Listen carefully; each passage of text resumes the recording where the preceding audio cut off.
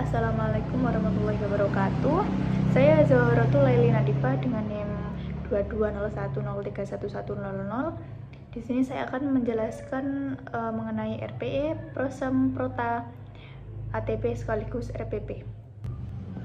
Di sini saya akan menjelaskan tentang RPE sekaligus Kaldik. Yang pertama di bulan Juli di sini jumlah pekannya ada 5. Namun pekan efektifnya hanya ada 2, yang 3-nya pekan tidak efektif. Untuk selanjutnya di bulan Agustus di sini jumlah pekannya ada 4, pekan efektifnya ada 4. Jadi tidak ada pekan tidak efektif. Untuk di bulan September 2024 jumlah pekan di sini ada 4, pekan efektifnya ada 4. Untuk bulan Oktober 2024 jumlah pekannya ada 5, pekan efektifnya ada 3. Jadi pekan tidak efektifnya ada 2. Untuk di bulan November di sini jumlah pekannya ada 4, pekan tidak efektifnya ada 2. Untuk bulan Desember di sini jumlah pekannya ada 4, pekan efektifnya 0 karena di sini full untuk UAS, liburan dan lain-lain sebagainya. Nah, selanjutnya di sini kita akan menghitung analisis hari efektif. Nah, untuk Juli pekan efektifnya ada 2, Agustus ada 4, September ada 4, Oktober ada 3, November ada 2, Desember 0. Jadi total keseluruhan ada 15 dari bulan Juli hingga Desember. Nah, tadi total hari efektif ada 15, kita kalikan jumlah jam pelajaran pada SDIT, berarti 15 dikali 2 jam pelajaran sama dengan 30 JP. Selanjutnya, untuk semester ganjil pada bulan Januari 2025, jumlah pekannya ada 5 dan pekan efektifnya hanya ada 2. Soalnya yang 3 itu tidak efektif. Untuk yang Februari, di sini jumlah pekannya ada 4, pekan efektifnya ada 4. Jadi tidak ada pekan tidak efektif. Untuk Maret, pekan efektifnya ada 4, jumlah pekannya ada 4, pekan efektifnya ada 1 saja karena di sana full untuk UTS dan libur Idul Fitri. Terus untuk bulan April di sana jumlah pekannya ada 5, pekan efektifnya ada 4. Jadi pekan tidak efektifnya hanya ada 1. Untuk bulan Mei di sana jumlah pekannya ada 4, pekan efektifnya 3, satunya tidak efektif karena ada hari Waisak. Untuk bulan Juni di sana full tidak efektif karena di sana juga full untuk UAS, penilaian dan liburan di akhir semester. Setelah itu kita akan menganalisis hari efektif.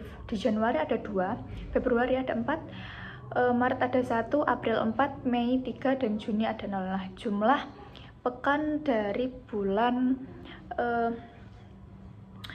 Januari hingga Juni ada 13. Jadi 13 tadi kita kalikan dengan jumlah jam pelajaran kali 2. Jadi totalnya ada 26 JP. Nah, kita lanjut di Prota. Nah, di Prota ini kita akan membagi dengan TP-TP. Di LKS kan ada beberapa bab. Nah, itu kita jumlahkan dengan TP dan RPE tadi. RPE tadi kan yang di semester 1 ada 15. Jadi kita bagi menjadi 15 ATP. Oke, yang pertama bisa dilihat peserta didik mengidentifikasi dan menggambar hingga peserta didik dapat menghias permukaan dengan hasil cat menggunakan warna bervariasi. Nah, jumlah keseluruhan ada 30 JP karena 15 dikali 2 JP tadi. Nah, pada semester 2 di sini kan ada 7 bab. Ada 7 bab dan itu kita bagi dengan 13 pekan tadi. Pekan efektif tadi yang sudah kita hitung. 13 berarti kita bagi dengan TP yang ada di LKS menjadi 13 juga. Nah, yang pertama ada peserta didik untuk memahami dan mengidentifikasi pengertian komik konvensional dan komik kolase. Hingga pada pertemuan terakhir ada Peserta didik dapat mengamati, wawancara, serta menyampaikan kesan dan pesan mengenai hasil karya sebagai pengrajin yang telah diamati. Jadi total 13 dikali jumlah JP yaitu 2, jadi 26 JP. Jadi pada semester 1 ada 30 dan semester 2 ada 26 JP. Kita totalkan menjadi 1, hasilnya ada 58 JP. Selanjutnya di sini saya akan menjelaskan mengenai program semester atau prosem. Oke. Di sini tadi belum saya sampaikan terkait untuk pertemuan pertama pada kayak setelah liburan terus pertemuan pertama itu saya tidak kasih efektif karena mengapa? Karena mungkin biasanya itu hanya dikasih atau pembagian LKS atau buku-buku saja. Di sana itu di sekolah saya biasanya itu hanya untuk pembagian buku dan LKS saja, tidak sangat efektif. Kalau efektif itu minggu yang kedua. Yang di sini yang peserta didik dapat mengidentifikasi dan menggambar bentuk rumah. Ini kan pertemuan pertama pada Juli minggu kedua kita centang, setelah itu lanjut centang kelima sampai pada Oktober minggu ke-1. Nah, untuk Oktober minggu kedua di sini ada penilaian sumatif, jadi tidak kita centang. Terus kita lanjut ke Oktober minggu ketiga karena ya memang tadi kan kita lanjut di minggu ketiga. Peserta didik dapat mengenal berbagai teknik dasar seni grafis, cap, cetak, dan lain-lainnya. Setelah itu minggu keempat, 5 sampai ini peserta didik dapat memilih kentang atau ketela. Setelah itu pada minggu pertama pada November, di sini kan ada kuning-kuning. Nah, di sini tuh ada ANBK kelas 6, jadi diliburkan untuk seluruh kelas 1 sampai kelas 5. Nah, di sini ada minggu kedua dan ketiga pada November. Kita lanjut. Setelah itu pada November pada minggu keempat di sini ada sumatif akhir tahun. Nah, jadi pada November akhir ini tuh peserta didik sudah memulai untuk ujian akhir itu UAS atau PTS. Maksudnya PAT.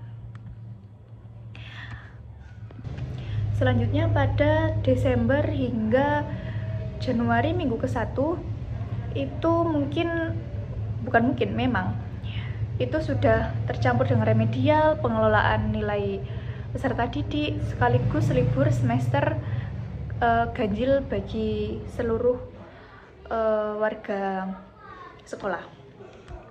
Kita lanjut pada Januari minggu kedua. Di sini kan pertama kali setelah liburan, jadi hanya pembagian LKS dan buku, jadi saya tidak efektifkan.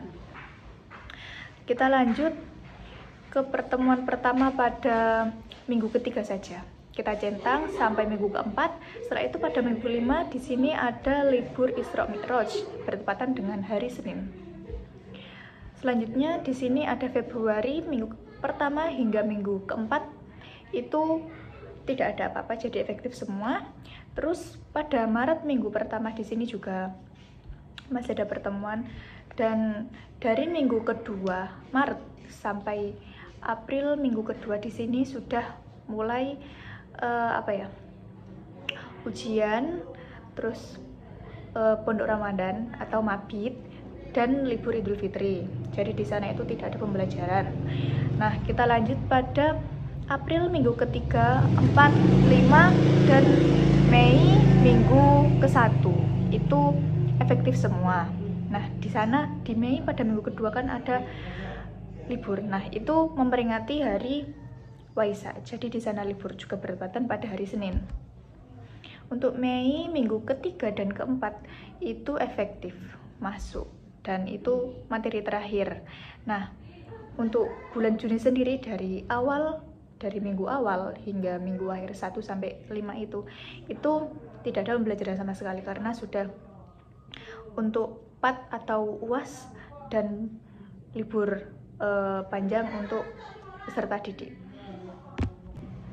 Selanjutnya di sini saya akan menjelaskan perihal ATP. Di paling atas ada yang namanya capaian pembelajaran. Nah, pada akhir fase B, peserta didik itu mampu membuat karya seni rupa dengan menggunakan hasil pengamatan, pengalaman, perasaan, dan minatnya dengan mengaplikasikan unsur-unsur rupa dan prinsip desain, serta menggunakan alat dan bahan dasar yang tersedia secara mandiri. Dan peserta didik itu juga mampu menjelaskan suatu karya seni dan proses penciptaannya dengan menggunakan kosakata seni rupa yang telah dipelajari. Nah, jadi di ATP ini tuh ada beberapa elemen-elemen, atau maksudnya itu dibagi menjadi beberapa kota. Yang pertama ada elemen, yang kedua ada CP pada fase B, yang ketiga ada kompetensi, yang keempat ada TP, yang kelima ada ATP, dan keenam ada profil pelajar Pancasila. Nah, di sini saya akan menjelaskan satu persatu. Nah, untuk yang pertama ada namanya elemen. Nah, di sini elemen itu ada beberapa, ada mungkin 4 atau 5 atau berapa gitu ya. Ini yang pertama. Nah, di sini di fase B ini tuh ada namanya mengalami atau experiencing. Nah, untuk capaian pembelajarannya sendiri itu peserta didik memahami unsur rupa dan prinsip desain yang di lingkungan sekitarnya. Peserta didik juga mampu menyimpulkan hasil pengamatan dan pemahaman 2 atau lebih unsur rupa dan 1 prinsip desain. Nah, kompetensi elemen yang penting yang dapat kita ambil di CP tadi yaitu memahami unsur rupa dan menyimpulkan hasil pengamatan dan pemahaman yang sudah diwarnai tadi. Nah, terus kita kembangkan menjadi tujuan pembelajaran. Peserta didik mampu dalam memahami bentuk dan fungsi dasar atau sederhana wayang. Peserta didik mampu mengidentifikasinya. Nah, ini ya. Terus dari TP tadi kita kembangkan lagi menjadi ATP. Contoh yang pertama, TP ke ATP. TP, peserta didik mampu dalam memahami bentuk dan fungsi dasar atau sederhana wayang. Menjadi ATP, peserta didik mampu memahami bentuk dan fungsi dasar atau sederhana wayang melalui pengamatan dan diskusi untuk membangun pemahaman awal mengenai keberadaan wayang sebagai media ekspresi seni tradisional dan sarana pendidikan karakter dalam masyarakat. Nah, untuk profil pelajar Pancasila ini sendiri itu dari awal hingga akhir itu memang sama, hanya 4 itu: beriman, kebinekaan, mandiri, dan kreatif. Jadi sampai elemen yang terakhir nanti profil pelajar Pancasila itu akan tetap sama. Yang kedua di sini ada merefleksikan atau reflection. Nah, di sini peserta didik menilai karya, maksudnya CP-nya, peserta didik itu menilai karya dan menciptakan karya seni rupa dengan menggunakan kosakata rupa yang telah dipelajari.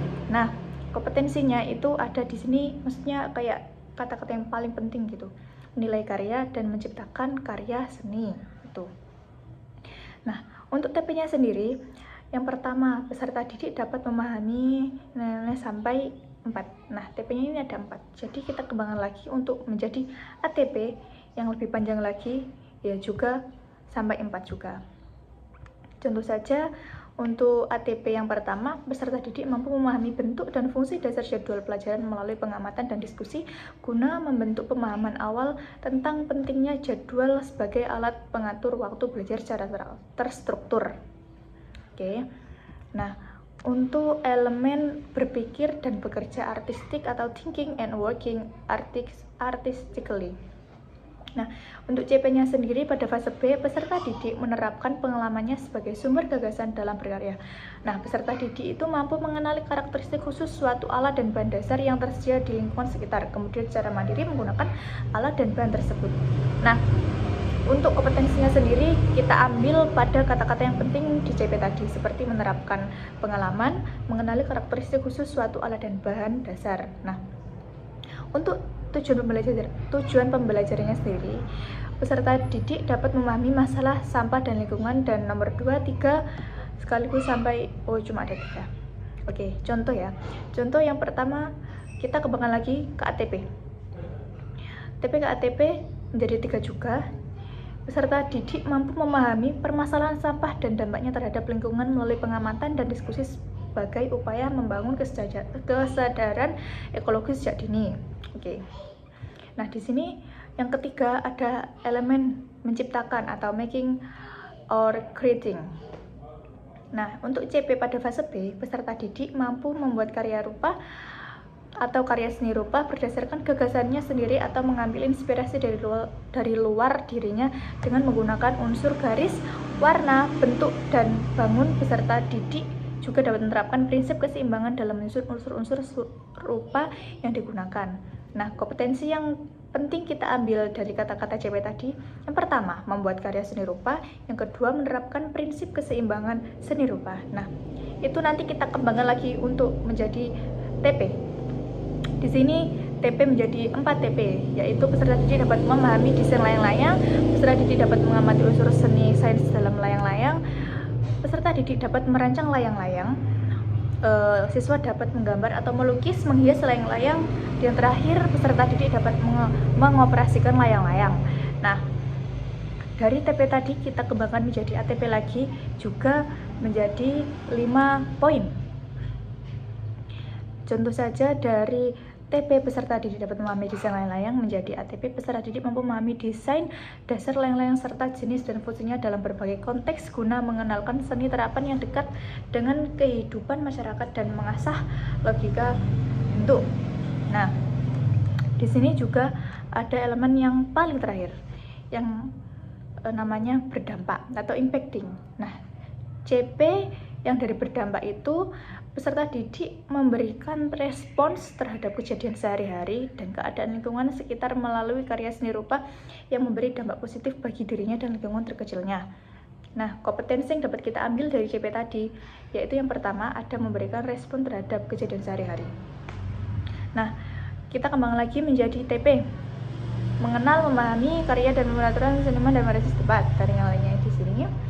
Dan kita kembangkan lagi menjadi ATP. Nah, peserta didik itu mampu mengenal dan memahami karya serta penuturan seniman atau pengrajin setempat melalui perjumpaan langsung atau rekaman video sebagai bentuk pembelajaran kontekstual yang menumbuhkan penghargaan terhadap budaya lokal dan profesi seni dan yang lain-lainnya. Masih banyak lagi.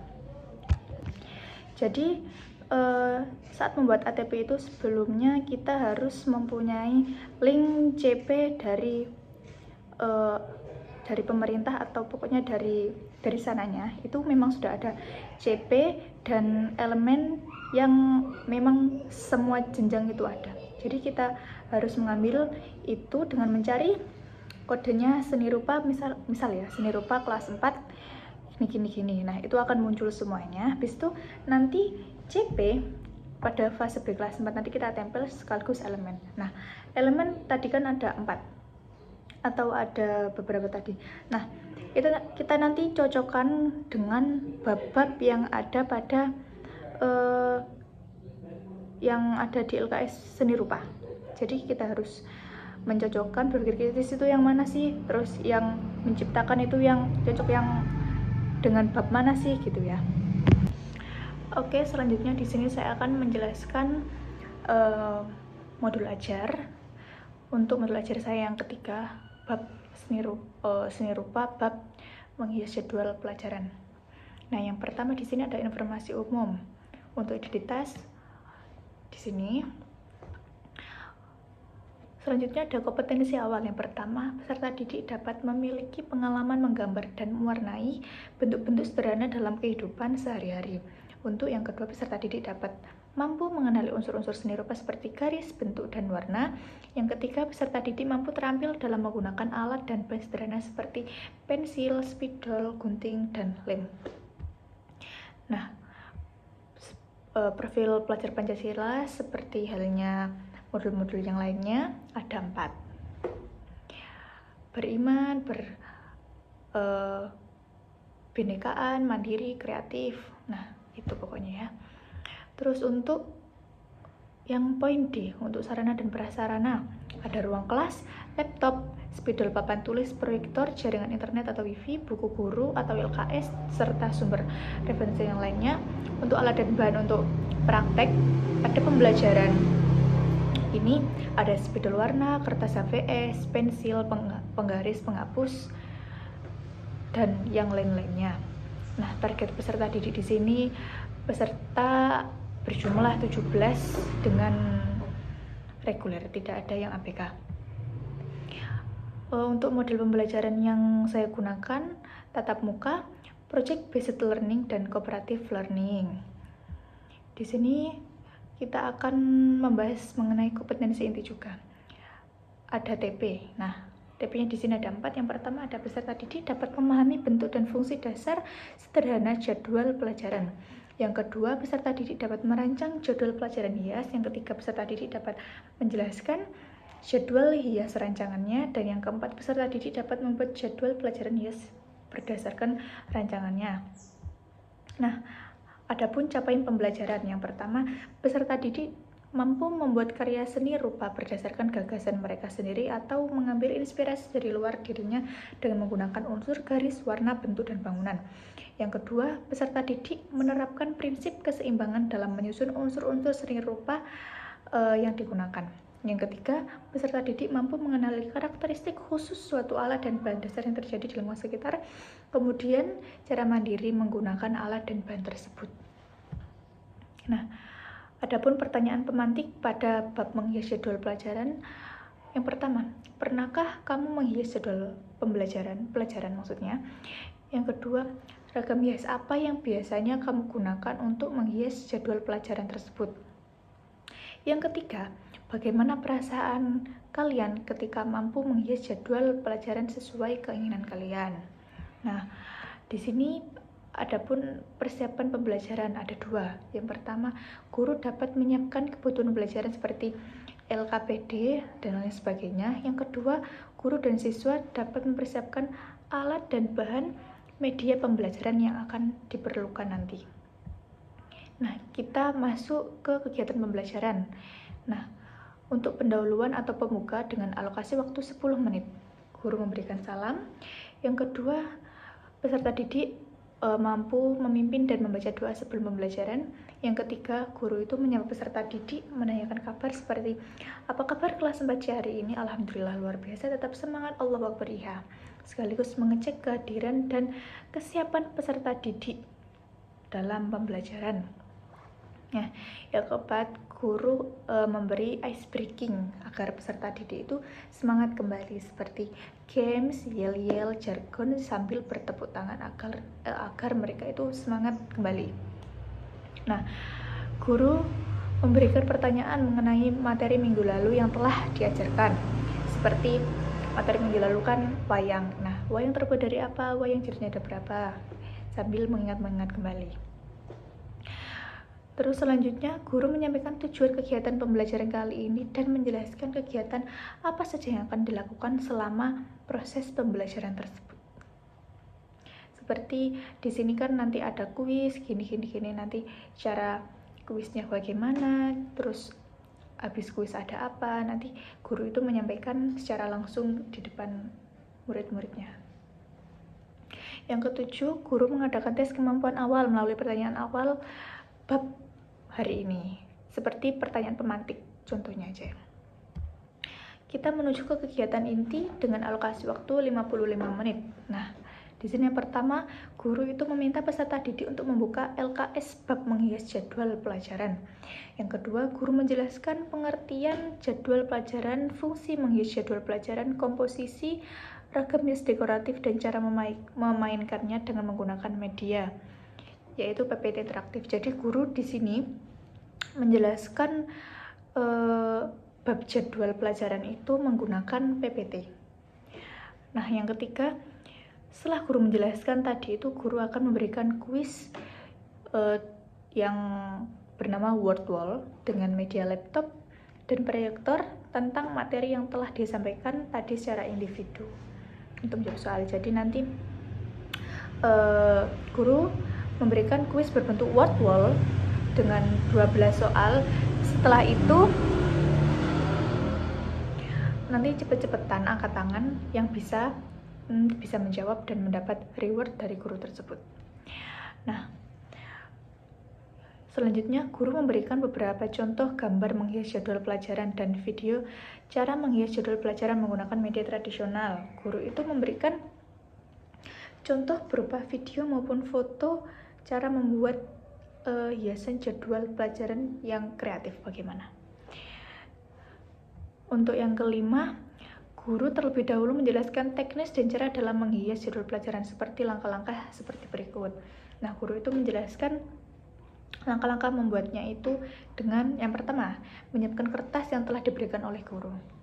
Guru itu sudah memberikan kertas. Nah, yang kedua, berilah tabel-tabel kosong untuk diisi jadwal pelajaran terlebih dahulu. Setelah itu, berilah hiasan pada gambar jadwal pelajaran yang telah peserta didik buat. Dan yang step terakhir, diberi warna dengan warna kesukaan peserta didik. Nah, yang keenam, setelah siswa memperhatikan, guru dalam mengarahkan mereka untuk berdiskusi. Setelah siswa memperhatikan, guru akan mengarahkan siswa untuk berdiskusi dan mulai membangun ide-ide dalam membuat rancangan untuk menghias jadwal pelajaran masing-masing. Yang ketujuh, guru memberikan LKPD sekaligus memberikan arahan pada peserta didik agar mengerjakan soal pada lembar pertama yang di LKPD. Jadi, lembar pertama itu LKPD berupa pertanyaan-pertanyaan, pokoknya untuk tes formatif. Untuk yang kedua, lembar kedua maksudnya, itu di sana terdapat kertas kosong untuk mereka menghias jadwal pelajaran mereka masing-masing. Oke, setelah itu peserta didik dapat memulai kreasi mereka masing-masing setelah guru memberikan instruksi. Dan guru memberikan arahan bagi siswa yang terlihat kesulitan dalam menghias jadwal pelajaran. Yang ke-10, guru meminta siswa menunjukkan dan mengumpulkan hasil jadwal pelajaran yang mereka buat. Yang ke-11, guru mengajak siswa melakukan apresiasi bersama-sama pada karya yang telah mereka buat. Dan yang poin ke-12, jika memungkinkan, produk hiasan jadwal pelajaran bisa ditaruh kelas, rumah, dan yang lain-lainnya. Selanjutnya ada kegiatan penutup dengan alokasi waktu hanya 5 menit. Nah, yang pertama, guru memberikan review ulang materi yang telah diajarkan kepada siswa. Jadi mereview ulang bab mengisi jadwal tadi. Setelah itu yang kedua, guru dan siswa dapat menyimpulkan isi pembelajaran yang telah dilaksanakan. Jadi kesimpulan yang dapat kita ambil dari mengisi jadwal pelajaran itu apa? Dan yang terakhir, guru menutup kegiatan pembelajaran dengan doa kafaratul majelis bersama. Selanjutnya pada asesmen atau penilaian. Nanti di lampiran ada penilaian sendiri. Tapi di sini nanti ada juga sendiri. Di indikator ada 4 indikator. Yang pertama ada pemahaman terhadap pokok materi dengan bobot 20%.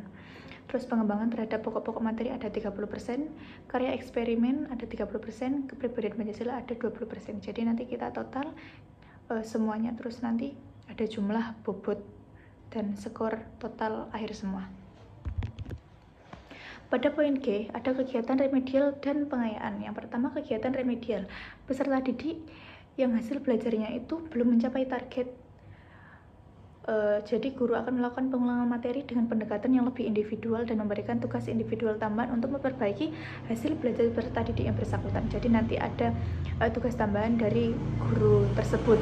Nanti untuk soal-soalnya apa kata guru tersebut.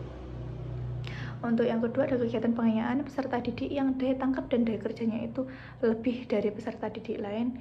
Guru itu akan memberikan kegiatan pengayaan yang lebih menantang dan memperkuat daya serapnya terhadap materi yang dipelajarinya. Untuk poin H ada refleksi guru. Yang pertama, apakah siswa dapat mengikuti pelajaran dengan baik? Jawabannya iya, siswa dapat mengikuti pelajaran yang baik. Yang kedua, apa saja kesulitan yang dialami selama proses pembelajaran? Kesulitannya itu untuk mengkoordinir siswa karena sangat aktif. Yang ketiga, apa saja langkah yang perlu dilakukan untuk memperbaiki proses pembelajaran? Nah, jawabannya itu dengan memberikan ice breaking agar kembali tertib. Yang keempat, apakah ada siswa yang perlu mendapat perhatian khusus? Jawabannya pasti, ada salah satunya namun tidak banyak. Pada lampiran sini ada penilaian diagnostik. Nah, diagnostik non-kognitif sendiri itu asesmen diagnostik non-kognitif di awal pembelajaran yang dilakukan untuk menggali hal-hal meliputi kesejahteraan psikologi peserta didik, sosial emosi, aktivitas peserta didik selama belajar di rumah, kondisi keluarga, dan pergaulan peserta didik, gaya belajar, karakter, dan minat siswa, seperti tabel-tabel yang ada di samping saya. Nah, ini juga ada diagnostik kognitif seperti yang di samping saya ada tabel ini. Nah, selanjutnya ada penilaian informatif. Penilaian informatif itu tes setelah bab selesai. Jadi ada instrumen penilaian kompetensi sikap. Nah, di sini itu penilaian sikap, bagaimana contoh, bagaimana April Jasmine religiusnya itu agamanya, itu bagaimana komunikatif dengan guru dan siswanya itu bagaimana, tanggung jawabnya, demokrasinya bagaimana, nanti dicentang-centang. Sekaligus nanti ada rubrik penilaian juga. Nah, di sini juga ada instrumen penilaian kompetensi keterampilan pedoman anak atau peserta didik. Nah, jadi nanti di sini 1 semisal sangat baik, 2 baik, 3 cukup, 4 kurang. Nanti April Jasmine jika kurang, nanti kita kasih centangnya ada di 4, seperti itu. Tapi kita lihat terlebih dahulu keterampilan dalam proses pembuatan karya seni rupa itu bagaimana, kita lihat sekaligus hasil dari karya mereka itu bagaimana. Nanti kita lihat dan kita nilai dengan rubrik tersebut. Yang ketiga ada penilaian kompetensi keterampilan pengetahuan. Di sini langsung rubrik. Yang pertama ada sangat kreatif ada 4, cukup kreatif ada 3, kurang kreatif ada 2, sangat kurang kreatif ada 1. Dengan deskripsi seperti ini. Oke. Nanti untuk nilai akhirnya dari semua penilaian kognitif, afektif, dan psikomotorik, kita nilainya itu total bobot, maksudnya skor dikali 100 dan dibagi skor rubrik tadi. Yang selanjutnya C, penilaian sumatif. Nah, penilaian sumatif ini mungkin sudah paham karena sumatif itu mencakup penilaian seperti UTS atau UAS. Adapun lembaran pada lampiran yang pertama yaitu ini di samping saya ada LKPD yang tadi sudah saya jelaskan, pertanyaan-pertanyaan sekaligus ada kertas kosong untuk membuat si jadwal pelajaran tadi.